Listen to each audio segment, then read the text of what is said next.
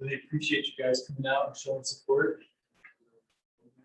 Myself, always an honor to be asked to speak, and I do a lot of public speaking. And so I'll give you a little background on myself. I am an educator, so I do consulting, and I design curriculum for public schools. So I create lessons for teachers and students, mostly about American Indian history and culture and topics like that. And ended up doing a lot of work for nonprofits, everything from environmental advocacy to the arts.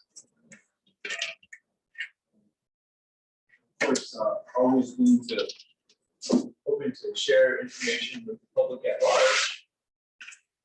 And so I am originally from Crow Agency, Montana.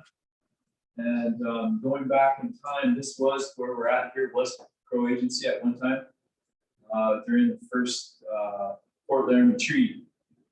And so the first Fort Laramie Treaty came about because of the California gold rush.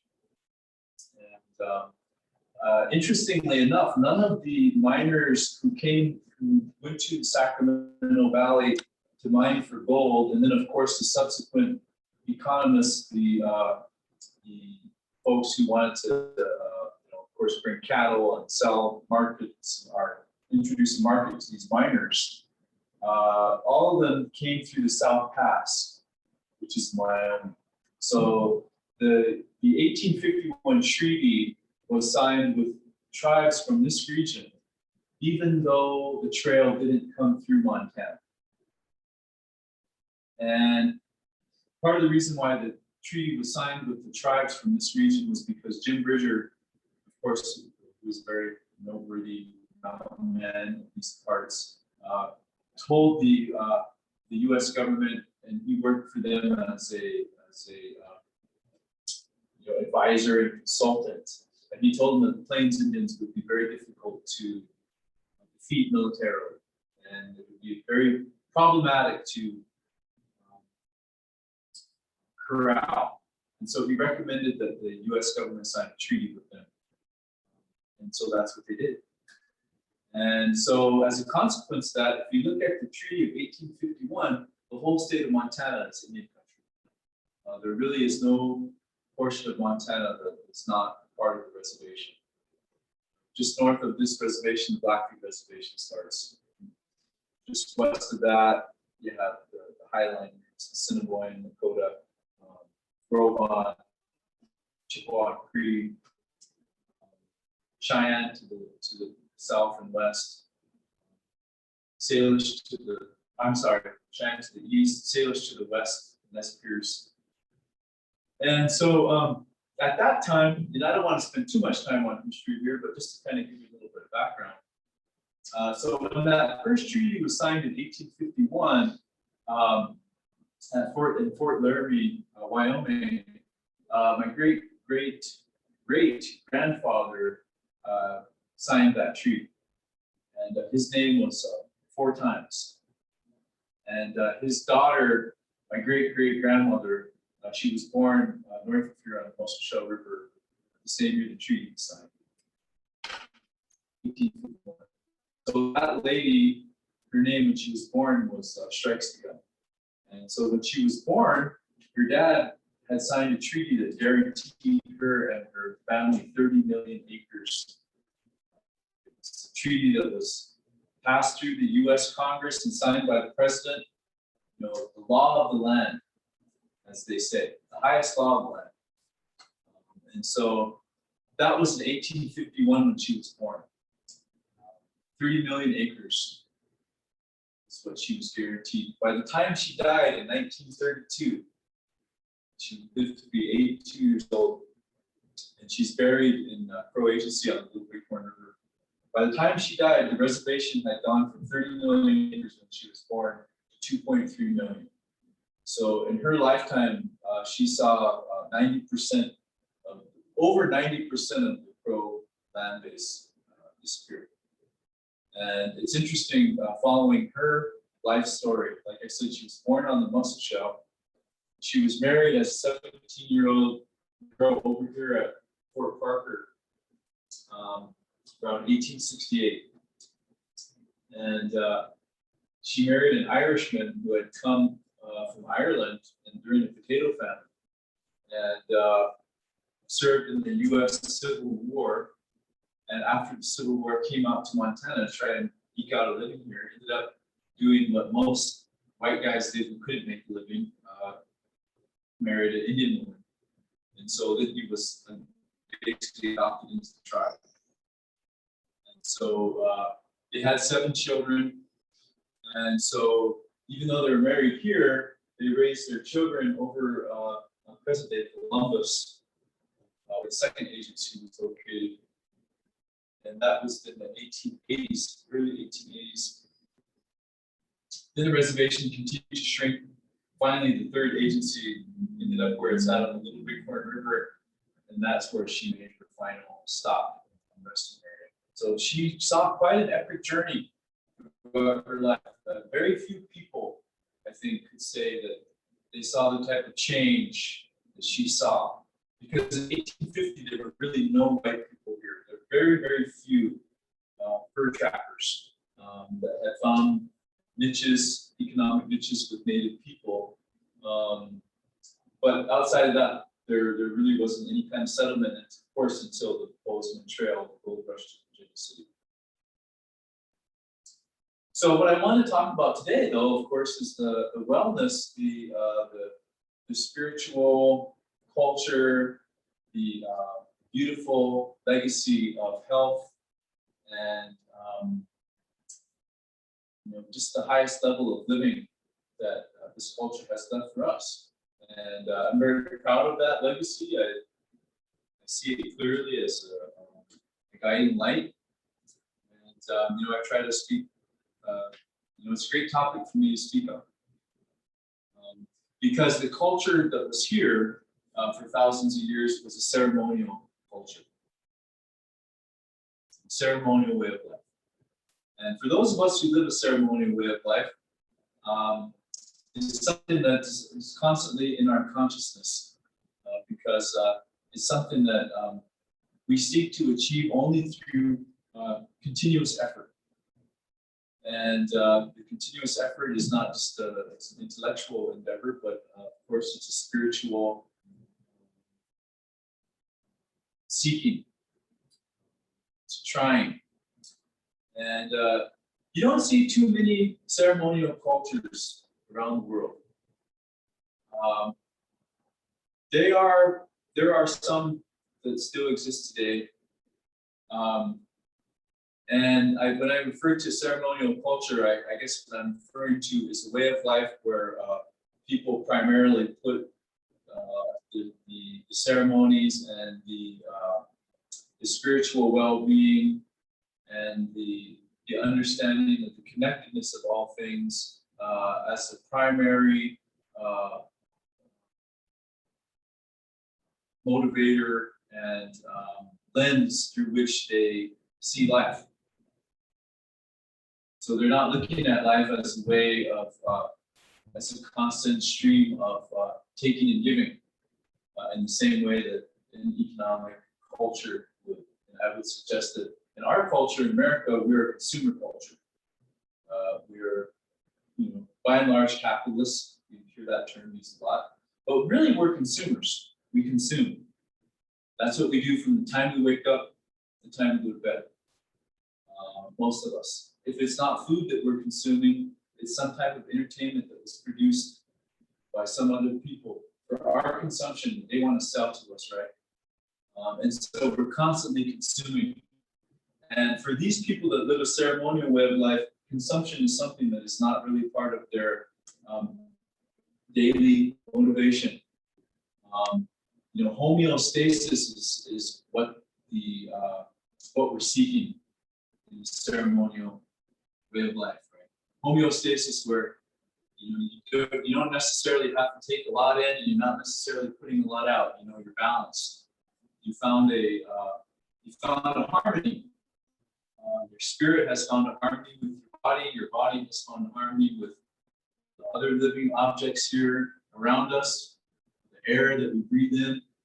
The spirits that are right here in this room, that are with us all the time, every day, acknowledging, being aware of those things, understanding that we're not out to consume them, and they're not out to consume us, whether it's the spirits or the animals or the elements of the world. Rather, as human beings and using our higher intellectual power, we can seek to find a harmonious balance as best as we can. And I think that the Plains Indian culture here that existed for thousands of years was a really beautiful representative model of that. So that's kind of what I want to share with all of you tonight. So thanks and have a great week. Just kidding. Been about 45 minutes to go. And I do have a few slides I want to share. This one here is my dad, my stepdad, and that really captures him. That captures the essence of this man. He was a fun-loving, enthusiastic, highly motivated, spiritual man. And I really grew to respect and love and admire him very much. And we lost him in November.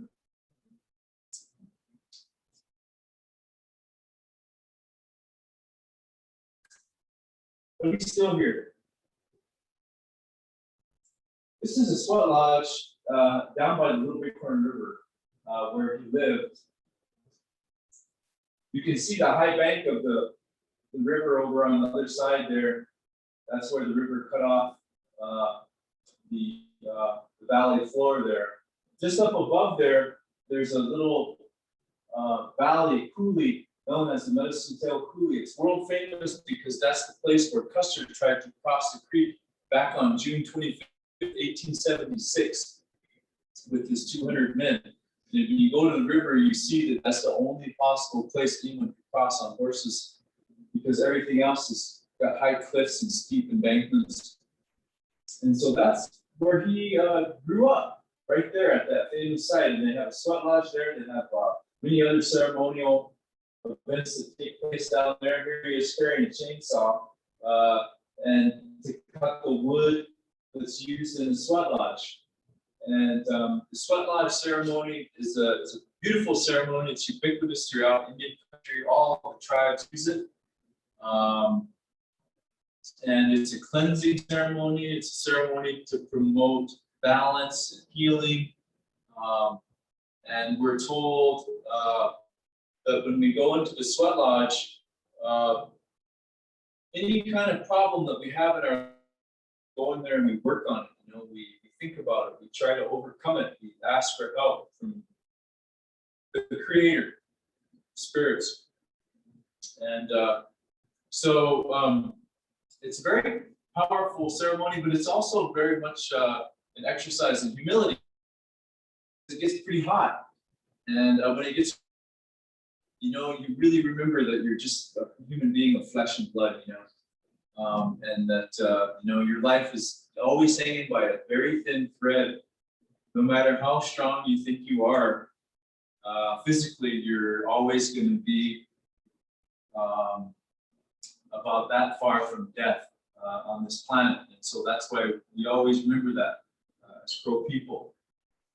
The difference between life and death, how it's a very thin line.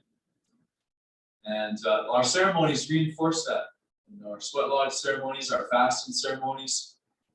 There's very few cultures in the world that have the type of extreme ceremonies that we have. When we have sun dances, when we fast with no food or water for 4 days in the summer, that takes a lot out of a person. It requires a great amount of self-discipline. It requires that the person have a tremendous amount of faith and belief in what they're doing. It's worth it. And that they're going to receive benefits from it. And that, again, goes back to a ceremonial way of thinking about your life. there's a lot of different ways to think about our lives. But I would, I would put out there that most of us, at the end of the day, think of our lives as a spiritual endeavor. Because that's the one thing that all of us share. We might not have the physical, some of us might not be able to walk, some of us might not be able to even stand up or move our arms. Some of us might be tremendous athletes, some of us might be diabetic, some of us might have cancer. There's a whole wide range of physical ways to be in this world. There's a whole wide range of intellectual ability, intellectual prowess, ability to figure out logic, and to see things clearly, and to anticipate problems, and to work through them. And there's a lot of different skills and aspects of life that each and every one of us can have and enjoy and share. But at the end of the day, the one thing that we all have in common is our spirit. And that's the one thing that all of us have to lean on at some point in our life. Because we are, again, finite beings in an infinite universe. And as soon as we begin to discover the nature of that reality, we have to begin to understand what it is about us that makes us so special. It's not the way we look, it's not how we think, it's not what we believe, it's that spirit inside of us that gives us the peace, that gives us the confidence, that helps us know that we are everything else out there. And that is the nature of the ceremonial wisdom that comes from this area. And it's pretty cool. It wasn't written down. You can't grab a book off the shelf and go study on weekends about it.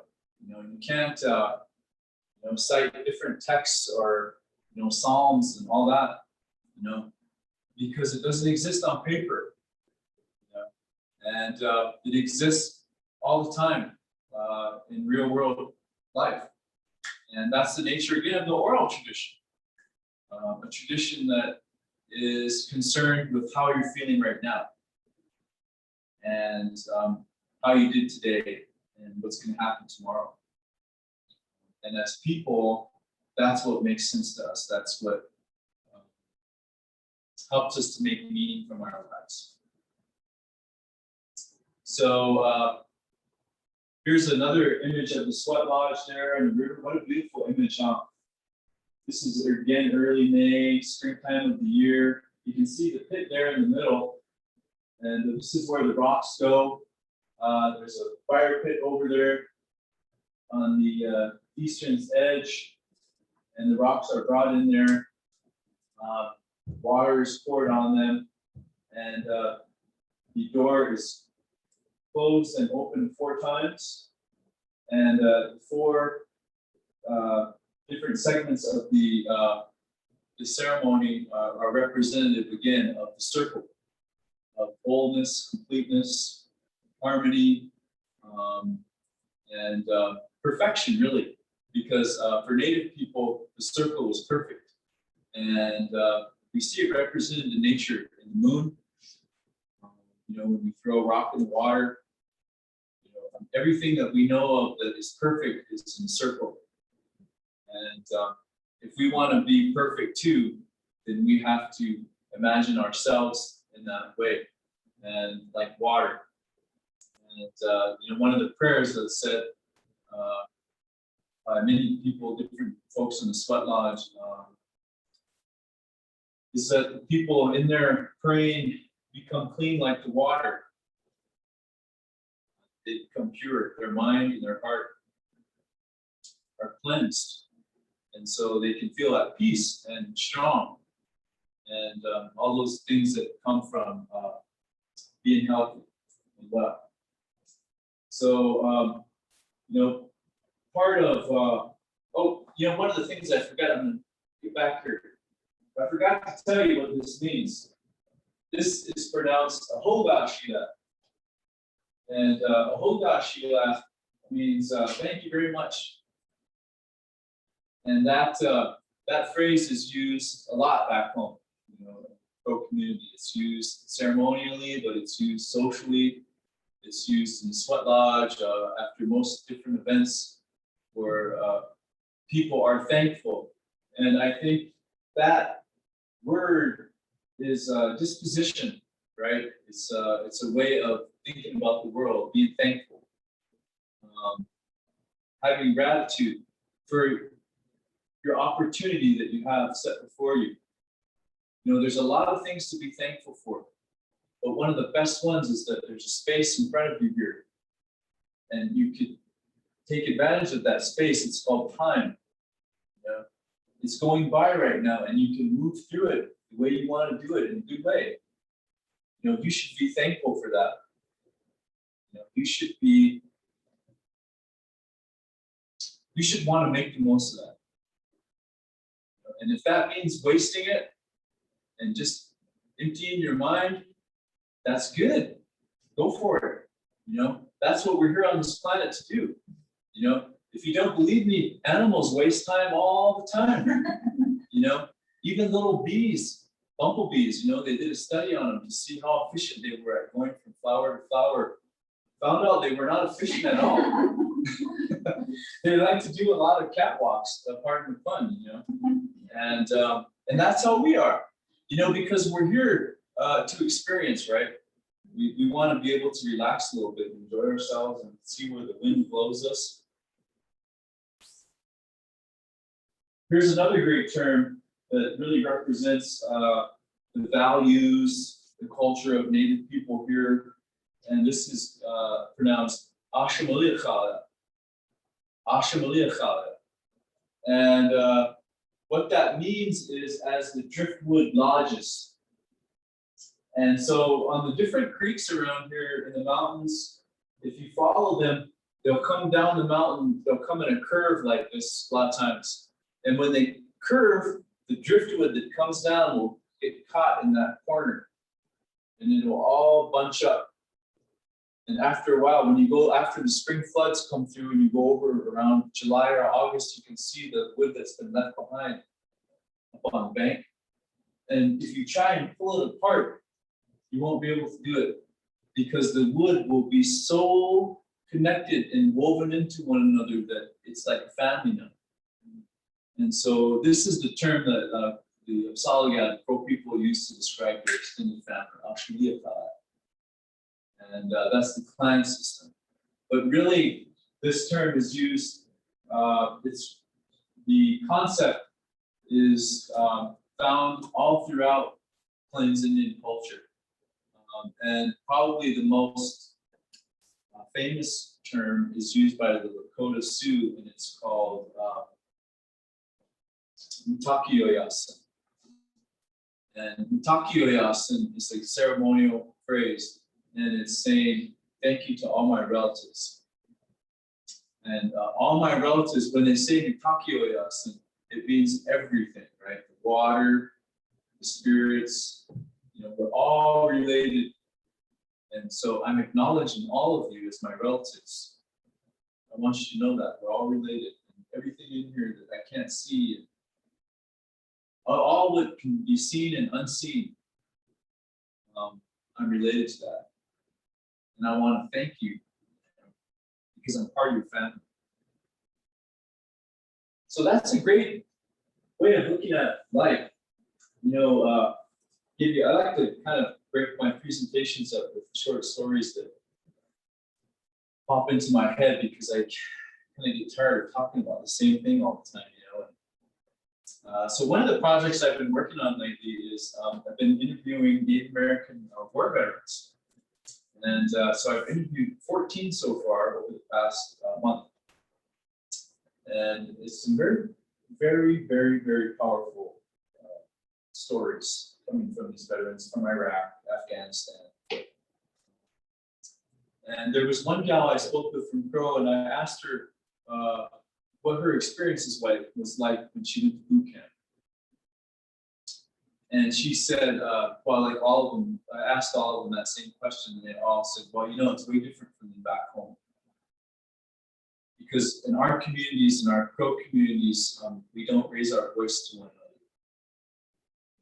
Parents don't shout at their children. I never remember my mother shouting at me or any of my uncles shouting at their children unless it was outdoors and they were ways away. But we were very careful with the way we speak towards one another. And when they went to boot camp, someone shouting right in your face and like getting right in your face. And you know, for these Native kids, it was really something so completely different from their life experience that they really, you know, had to find a way to figure out how to get through this. For the white kids, it was probably not a big deal. A lot of their dads probably did that. They experienced that when they had football practice. But for the Indian kids, kind of more soft-spoken, not as aggressive, it's a shock to them. And I asked her how she got through it, and she said, I started thinking in my mind, I'm just going to think of all these people as my cousins. I'm going to think of all of them as my uncles, my aunties, my cousins. After that, she was okay, she said. And, you know, she's had quite a career, this gal. She spent many years, I can't remember how many years that she spent in the military. She went from, you know, private, first class, way up, past staff sergeant. And really humble beginnings. And, you know, the way she got through it was she remembered she was connected to all these people.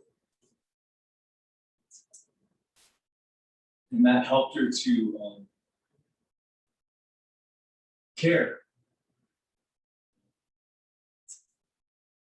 And once you start to care, then there's an opportunity, there's a chance for you to make it.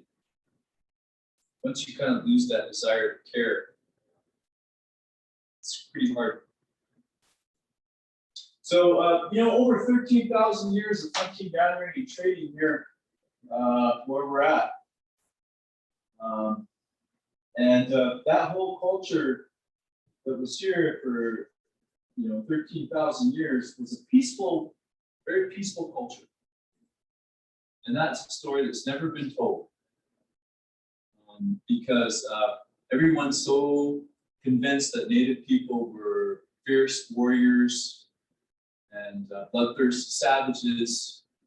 And, you know, we have record reveals that, you know, the mountain men, the battles that were here, Bloody Bozeman Trail. And, you know, all of those myths and legends and, you know, truisms, some of them, kind of obscure this ancient history that was here where people were quite peaceful with one another. In fact, so connected to one another that they had to innovate a brand new language that none of them had ever spoken before in order to communicate with one another. And that has never happened before in human history, in recorded history that we know of. Because just about every other language that we think of that has been taught to another group of people has been taught from one group to another. Just think of the language that I'm using right now, English. You know, that's a colonial language. Native people were not allowed to speak their language in the late 19th century and forced to speak English. We see that happen all around the world, not just with English, of course, but with Russian and Spanish and French. Wherever colonial powers went and colonized the peoples there. The difference between this language, the big difference is that this was not a colonial language. It cannot be traced back to any one group. This was a language, again, that was created simultaneously by many separate groups with different linguistic heritages. So they didn't have a single word in common. remarkable achievement. And we're never going to be able to do it again unless we meet some Klingons or some Romulans out there, and we have to come up with a new way of speaking that both of us can understand, right? So plain sign language is an achievement that has gone way under the radar, and it hasn't ever really been researched as to how the language came about. The reason this language came about was because of the lifestyle that was here, the ceremonial way of life that was here for thousands of years. It was a way of life that was seasonal in nature. Just like all of us in Montana are so cognizant of the seasons and so aware of when it's spring and when it's becoming fall again and it's the dead of winter. And they were even more cognizant of that, of course, because they lived in these conditions. In order to survive for thousands of years ago in Montana, you had to have a camp down by the river. That's just the only way you could do it, because you had to have water, of course, you had to have shelter from the wind, you had wood down there, woody river bottoms to fuel your fires. Also, if you're by the river during the winter, large herds break up into smaller groups, right? And they're harder to hunt. And so if you're down by the river, you have the opportunity for elk, deer, bison to come down and drink. Then you can harvest them as well. So all the people who lived here for thousands of years spent the winter by the rivers. And every single town in Montana is along the river today now too, except for the ghost towns. All the ghost towns are in the mountains. There's very few, not enough running water there. And so flash forward to the spring. Now you're living down by the river, and the river's starting to get high. Snow is melting, the mosquitoes are coming back, the grizzly bears are awake. That area that was once so nice for you all winter has now become the highway again, the summer highway. And so that's when they would leave and they would go harvest seasonal plants at different areas, and they knew where the different animals would be, and they would travel seasonal circles. And those circles would bring them into contact with their neighbors. So they would always have seasonal rendezvous, and it was during those seasonal rendezvous when they did what everyone does from the dawn of time. They trade with each other. They trade everything: stories, clothing, food, ceremonies, songs, dances, DNA, spit. They trade all kinds of different things, and this happens for a very long time. We don't know we've never done any genetic tests to provide a clearer picture of how much interaction there was. But I think eventually we'll get to there. But the plain sign language is a clear indication that they had to innovate something that would allow them to facilitate all this trade. And the reason why parents, of course, taught their children this language, even though there was no hearing issues, was because they wanted them to be able to interact with their neighbors. They wanted them to be able to have those avenues of trade and connection, because that would increase their wealth. And a very important concept that I would like to share too tonight for all the viewers and us in here is that connections are wealth. The more connected you are, the more wealthy you are. And that's how these guys saw it. And I think it's true. What are you connected to? What are you not connected to? How are your connections empowering you, or how are they leaving you impoverished? Those are things to reflect on, because there's very few connections that will impoverish you. And if there is a connection out there that impoverishes you, it should be pretty clear if you take a 30,000-foot view of that relationship that you're engaged in. When we're up close, sometimes we don't see it, but if we can take a step back. But other than that, most everything we're connected to, whether it's the ground, the air, people, dogs, cats, birds, plants,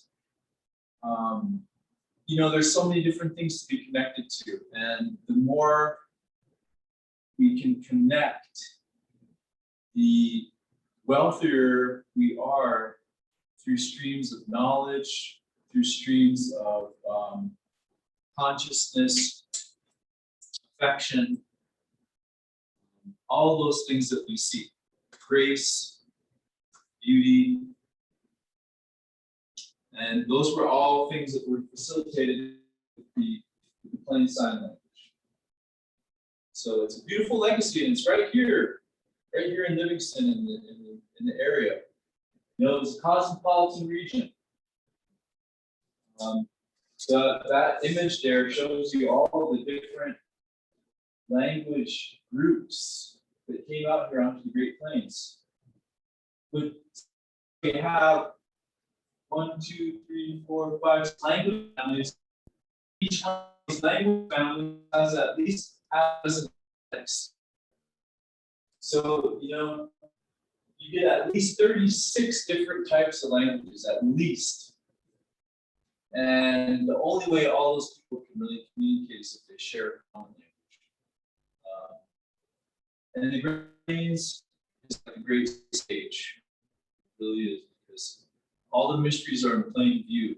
And you can see everything. There's nothing blocking your view. You can see those people there. You can see the smoke coming up from their campfires.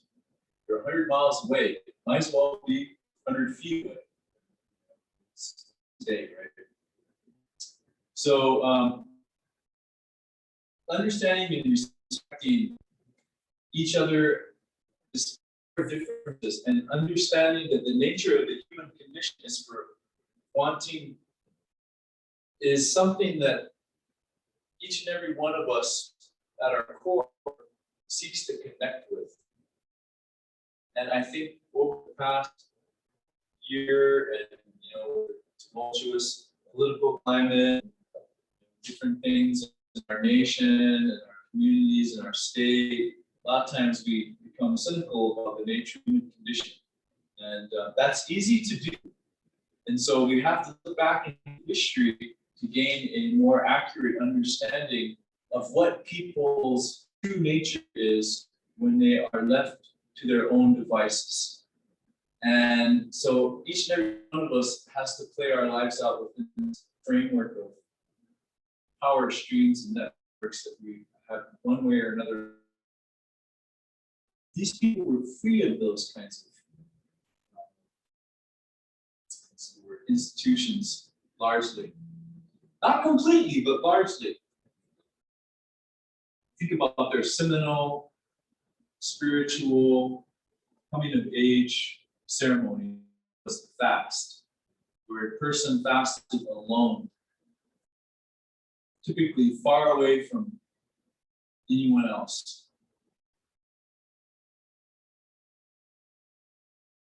A lot of times, 4 days and nights, no food or water.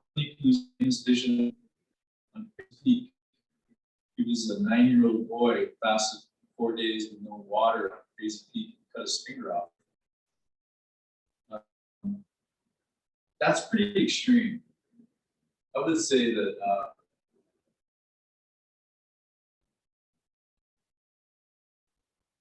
people who did those kinds of things had very few peers. And those people who their peers were simply their equals, I would say. And that was not, they were not above, I mean, I'm kind of losing my way a little bit here with my message. I guess what I'm meaning to say is that for the Crow Indians and for the people of the Great Plains, the reason why individual fast was so symbolic of their belief system was because every person has to go out and find their own spiritual path. It's not something that someone can tell you.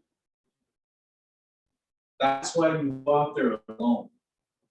They didn't pick a mentor to go out there, tell them, you know, this is what you should do. You know, no, they went out there by themselves, and the respect with the community was this person, you know, has just achieved.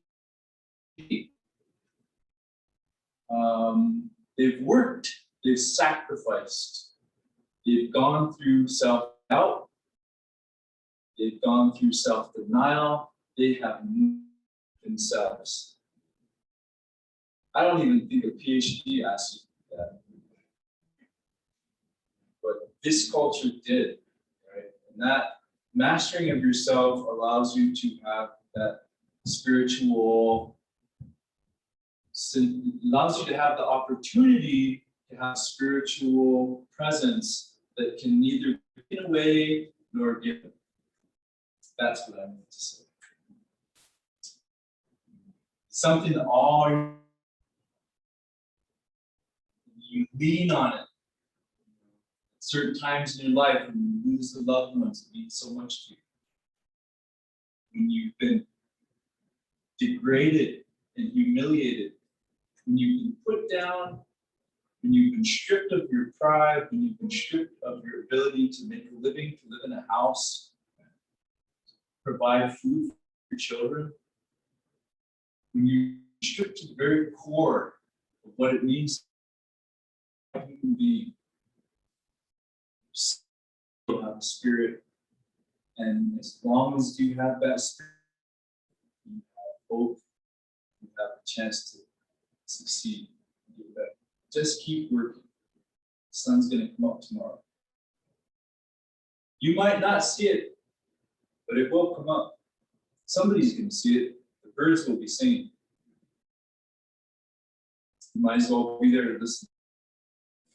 They want you to hear them. That's what we're told. So, you know, do it. Make your way through this life. It's not easy. But that's the spiritual force. You're not going to do it through thinking your way out of it.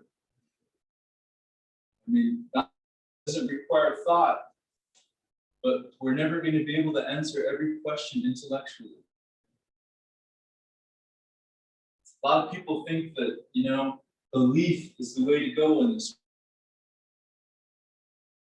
I was always taught not to believe in things,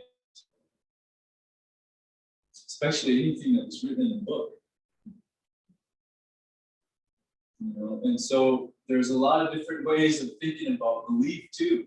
You know, I tell you that at the end of the day, belief is fragmented frontal lobe, you know, and there's a spirit inside you that can overcome that. Can overcome your intellectual, you don't know enough, you didn't know enough years ago. You don't say that. Anyway, again, reflecting back on my great-grandmother, that was the map of Montana back in the 1850 treaty. You see the Crow Indian Reservation, you see the Livingstrong River there. This is the Shields River right here. So we're right in there. And this is what it looks like today. This was the second treaty. This was the 1868 treaty. This one came after the gold rush to Virginia City. And you can see, you know, the state starts to get. So yeah, and I know I don't want to. I want to leave a little time for questions and answers. We have about 10 minutes left. You know that ancient values are contemporary traditions, and here's an image here. what's called a giveaway ceremony. You can see the blankets down there. This is down by the river, on the Little Bighorn River there, down in the valley. That's my uncle, Henry Reelbird. He's kind of famous. He's always around. He was the Montana Pioneer. He was great. And so they're giving away for his daughter there, Lucy, and she graduated with her master's degree. And so what we do is when we have success like that, we have a way to our friends who supported us to succeed. You know, if it wasn't for them, we couldn't make it. And so this is an ancient way of showing reciprocity towards your community. And you know, even if they didn't do that much, you know, they prayed for you, or they thought about you. You know, they were nice to you. They were part of your circle. And you want to show thanks because you've made it now. And so we still do that, and that's how we maintain our values and traditions. Facing the storm. You know, again, it's a more spiritual lesson for the plains here. The bison always walk into the wind, and that's the reason why they want to come out of the Paradise Valley all the time in the winter, is because the wind blows out, and they want to come because they want to go into the wind because they can smell the wind, the grass that blows, the smell on the air, and just the feel of that wind makes them. And I was told as a young man, you should live your life as an adult. You should that wind that's blowing on you. You know, if you turn your back on it, you know, you're not going to benefit from that. You turn your back on your problems, you turn your back on the things you don't like, you turn your back on the things that make you feel comfortable. That's not a good lesson. A better lesson is to face it, to learn from it, right on into it, you know, and learn what it has to teach you. And it's better to know than to not know. And that's why these guys, again, you know, fasted. If you're afraid of knowledge, don't go fast on a mountain by yourself. You know, because you're gonna find out something, and it's gonna reach your core. And if you don't want that experience, then don't do that. But if you want to show that you actually care about your life and you want to leave behind a legacy, then maybe that's something that you should consider doing. That was the way of thinking. And I'm not suggesting anyone go out there fast. Times are way different now, and our bodies are not the same back in those days.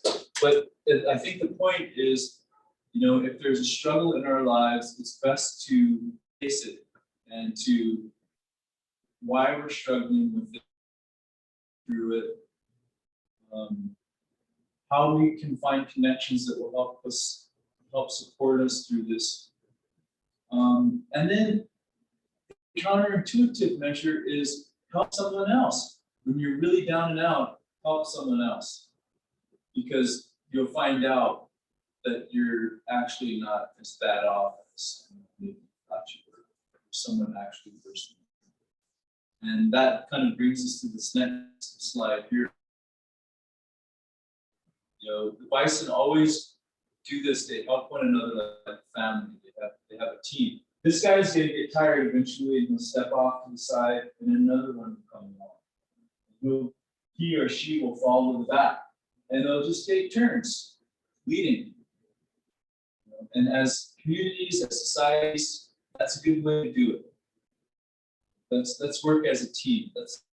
Let's each offer our strengths, find the things that give us joy, that we're talented at, and try and fan that flame.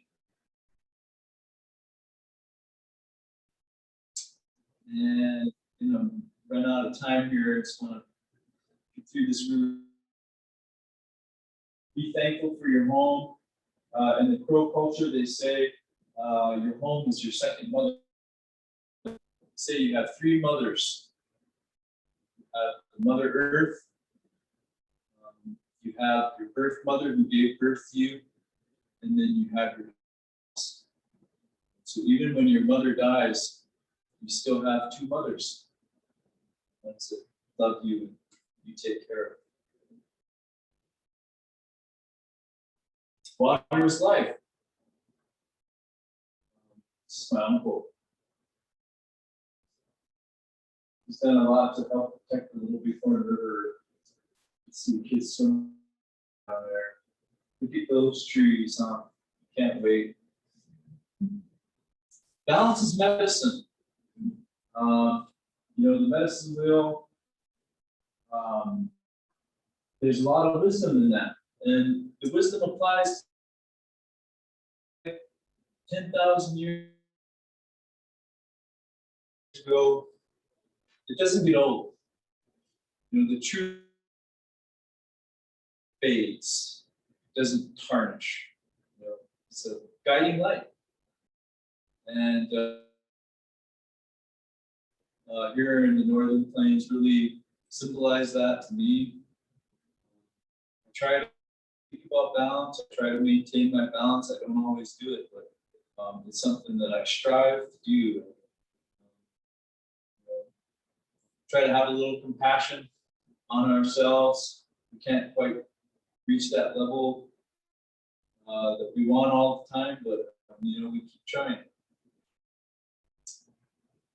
And we have, and just to kind of sum up your, for those of you who are interested in going out into Indian country, maybe this summer, and I think this summer most of the events will be going on because most of the communities have been vaccinated, I think, and so I'm pretty confident that we'll see powwows this summer. So they're all over Montana. Get out, meet some good people. I love Indian people, and I'm not just saying that because I'm Indian. I've been around Native people my whole life, obviously, on the reservations. Every reservation I've ever been to, I've always, just been in awe of the generosity and the good nature of Native people. So I'm going to sum up there. I have like 5 minutes, I think. If anyone has a question. That was a lot. Yeah. Can you elaborate a little bit on the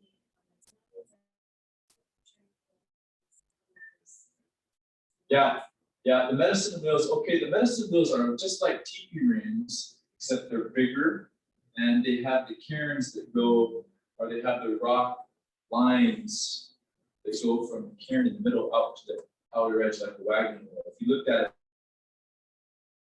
it, wheel, and they are all around here. There's a famous one in the Bighorn Mountains. It's been made into a national historic landmark, and so it's up there. Usually there's snow up there right up to July, but it's a beautiful site. So it's like 28. It's 28 feet. Actually, I can't remember the exact dimensions, but it's pretty big compared to a teepee ring, that is. They were used for, they've been studied by many different researchers. Primarily, they've been studied by astronomers who seek to find the alignments in the wheel that correlate to certain solar. It's like in other words, calendar. But for Native people, they tend to again, see it as a ceremonial structure. And so the medicine wheel, the structure of the wheel is the exact same structure that we see in the Sundance. So the Sundance ceremony, the world famous medicine wheel. And we only see the medicine wheels in this Northern Plains area. the reason why is because they're very, they work here. For example, if you try to put a medicine wheel in a forest, it would be irrelevant because you wouldn't be able to see this moon when it comes up because of all the trees in the way. You wouldn't be able to see the stars and the planets because the trees would block your view. But the wheels work out here because we all know and kind of see everything. From the time the sun goes down, we know right where Mars is going to be, right where Venus is at. We kind of watch them.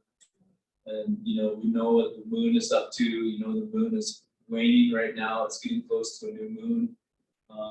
And it's because it's so. And so that's the reason the wheels, I think, are relevant, right? Once you leave this region, they're no longer relevant. So they're scientific in their ceremonial structure. And what we see now in the modern age is they've taken the wheel and they've used colors. Like the one that I just showed. We typically see these colors. These are the 4 colors that you most usually see. They have different representations. I think every tribe has a different interpretation. But the colors represent 4 directions, and all coming together represent wellness and wholeness, and that's what each and every one of us wants. We don't want to be fragmented. Coming to the wheel, praying, going without food, finding some humility, finding power in your humility. That's part of that ceremony. There's power in humility. The power is the confidence in knowing that you have an inner strength. And the inner strength comes from knowing that you're connected. Nothing can ever take that connection away. And I think those are some of the lessons I've learned, that I've been taught, that I'm very happy to share with all of you this evening. And I want to thank you so much for coming and giving me the opportunity. And hope you can take some good things from this and have some good medicine. Take with you in your heart, and have a great summer, a healing summer. So thank you. Thank you.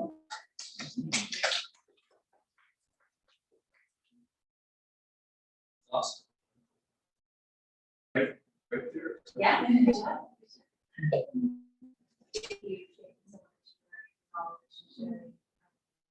With us. Absolutely, yeah. It's always nice to have a small audience. You're I mean, I didn't want to mess with everyone's time, so. But if anyone else has any questions. The only thing I wanted to add, I did you show that map, that huge United States map, of all of the different. Oh yeah, Great Plains. Yeah, and most of them all came from different spaces. Were there any sort of history about them Very battling or interesting. fighting? Was it mostly them against? One of the common. Well, one of the things the only power to talk with. One of the reasons why there wasn't much fighting here was because the technology and the way of life were so diametrically opposed to conflict. So, they had no horses. So everyone walked everywhere. So there was really no way to raid camp. Go into the camp, but you have to go on foot. And the idea that you're going to take something out of there that's valuable and then somehow run away when there's all these guys that have been there resting and they're going to protect their grandmothers and their daughters and everything else. I mean, it's not a very wise thing to do, right? When horses come along, then that changes that whole nature of, I'm going to go into this camp, I'm going to steal some horses, I'm going to hop on my horse, and I'll be gone in the night, be gone. And then the other thing that happened, because there was no domestic animals, and they're so healthy, the food that they ate and the stuff that they did physically, they had such low disease that they had very stable populations. So you see grandparents in communities, and then grandchildren, and any human community that has those three generations is going to be complete, and it's the wisdom, and it's going to be able to function to its fullest extent, because you have to have elders who provide stability, wisdom, knowledge, spiritual guidance to people. And when you have stability over time, the elders understand that the way in place that works and can be enhanced and certain. And what happened when Europeans came was the diseases came in here, and they shattered the population. We're talking about 75 to 80 population loss.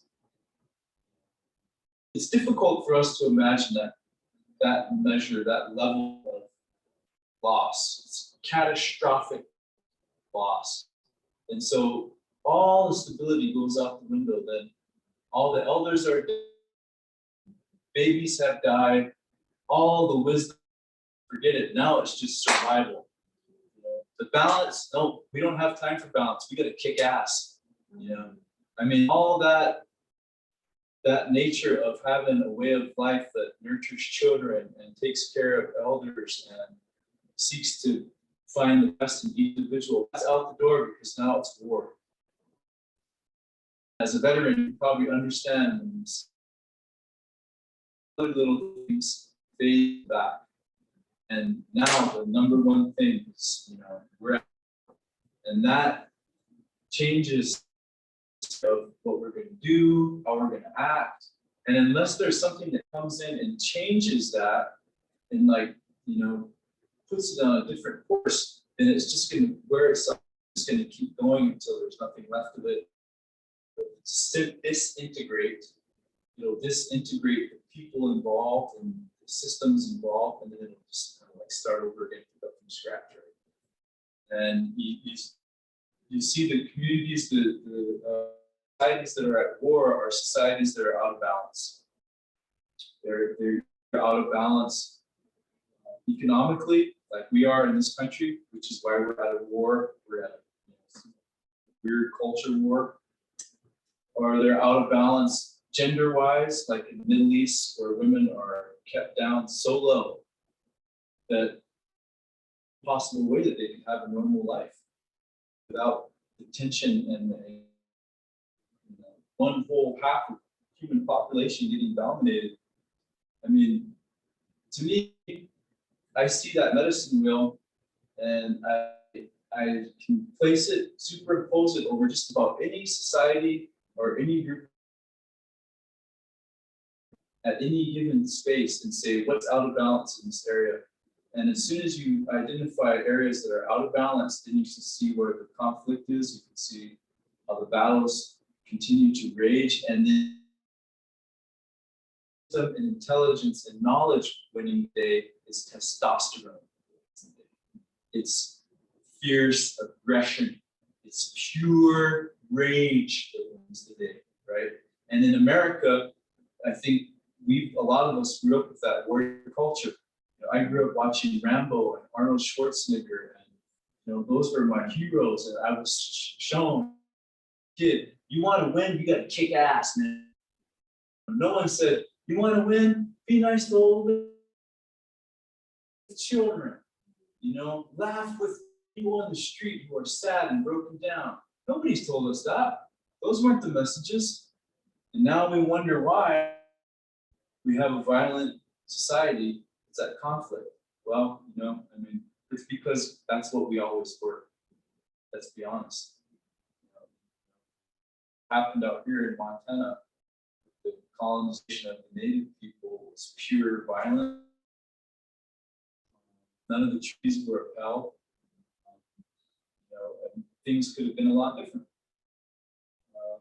But it wasn't people who obviously caused and, you know, made the problem worse. It was the native people whose societies had been so shattered that they were unable to find any kind of semblance of balance without falling into the spiral of war head on. And then really struggling just to, you know, put food on the table because the bison started to disappear, the elk disappeared, more tribes were coming in, so now you're competing against them.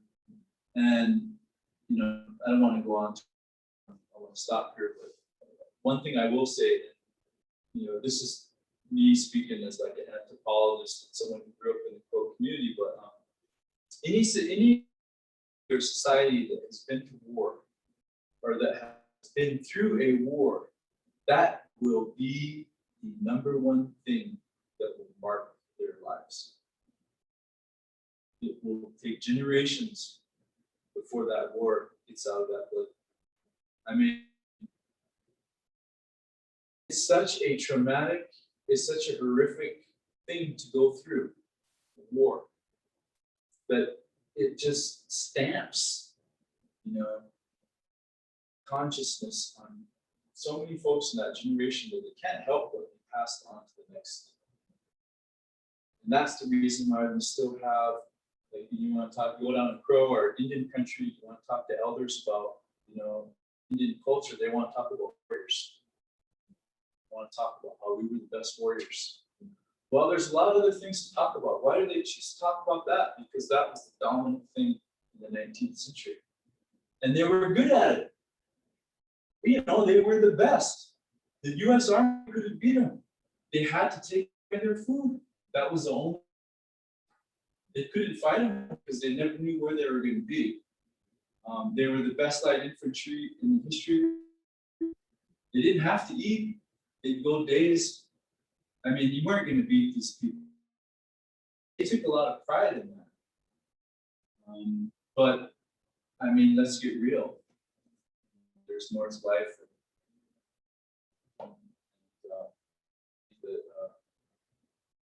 As future generations go by, I think we'll gain a greater understanding. And, you know, one of the other things are not fighting today, really. You don't really see it at all. I mean, my life experience, very, very little.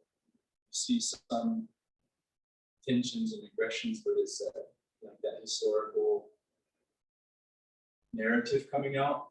You know, oh, we were always war, we were the Cheyennes, or the Blackfeet were our worst enemies. It's because of that emphasis again on that time, that point in time. And I always, again, I grew up with stereotypes of Plains Indian warriors, woo, you know, that whole thing. I mean, I was saturated in that. And I had to find a way to figure out what was true, what was not, and why was it true, and why did it not to me meet the test. So thanks for asking, and sorry for taking so much time on that. No, I think we'd all just sit here for hours. You guys are great listeners. Really appreciate it. It means a lot to me. Yes. Thank you so much. I've got to jet back. I've got a school presentation early in the morning. I didn't, do you have time to fill out the W-9? Oh, yeah, Yeah, sure. okay. Yeah. If you guys would like to bring wellness bingo for your name on the first thing in the box, if you don't, give it to your favorite. So, we'll go ahead and where we put our shoes for yoga. There's the pen, and just throw your name in the box. Sorry, we have free yoga. You just have to grab Right? That's the only thing. Thank you all so much for coming. Thank you. It's on this little half wall over here. Wait, Put your name on Yep. the square. Yep. So on today's date. Like you put it on tonight's square only? This is really more like a blackout thing than it is like a across the face thing. So the more of your name gets on the sheet, the better chance you have. So because he came today to sign it for 5-6. Yes. Oh. Perfect. Thank you. Oh yeah, great. Oh my gosh. My brain Just looked at the dates and realized shuts off after 5 o'clock.